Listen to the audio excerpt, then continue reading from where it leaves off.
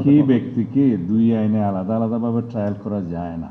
একই অপরাধের জন্য দুইবার ট্রায়াল করা যায় না, দুই ভিন্ন আইন। মেজর অবসরপ্রাপ্ত মুজাফফর নামে যে আসামিকে গ্রেফতার করা হয়েছে তার অন্যান্য সহযোগীদের যে বিচার সেটা সামরিক আদালতে হয়েছে তখনকার সময়ে। সেখানে কিছু ফাইন্ডিংস আছে।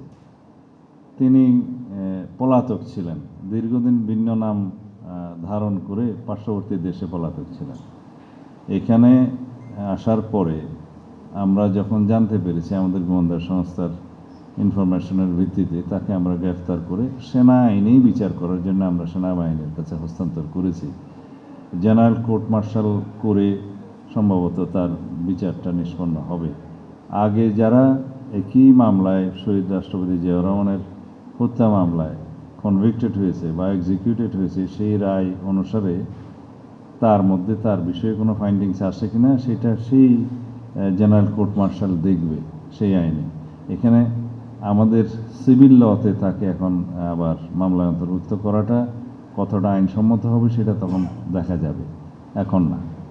সেনা সদস্যদের বিষয়ে মিলিটারি অ্যাক্ট প্রযোজ্য এবং কো-অ্যাকিউজদের বিষয়ে যেটা ট্রায়াল হয়েছে সেটা সেনা আইনে হয়েছে, জেনারেল কোর্ট মার্শালে হয়েছে সম্ভবত।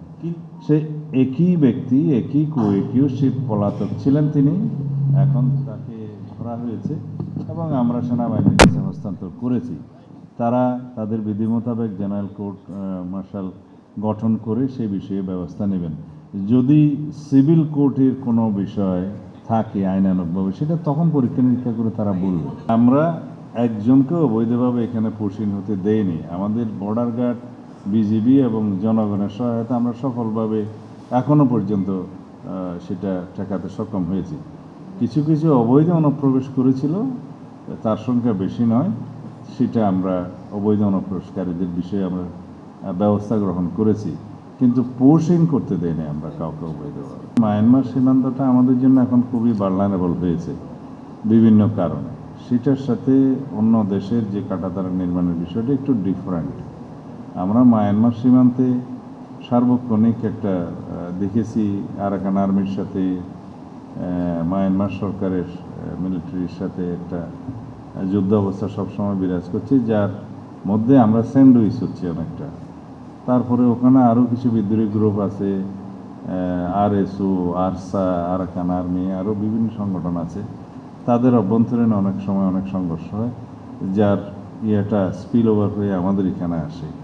তো যার কারণে মাদক চোরা চালান, তারপরে এই অস্থিতিশীল অবস্থা এবং অনেক সময় ওখান থেকে এই যে গোলাগুলির কারণে আমাদের নাগরিকরা মৃত্যুবরণ করছে। সেই জন্য এগুলো সব অ্যাড্রেস করার জন্য আমরা এখনও পুরোপুরি ফাইনাল সিদ্ধান্তে যাইনি, তবে আমাদের প্রস্তাব আছে যে আমরা সেখানে কাঁটাতারের বেড়া নির্মাণ করতে চাই 109 কিলোমিটার।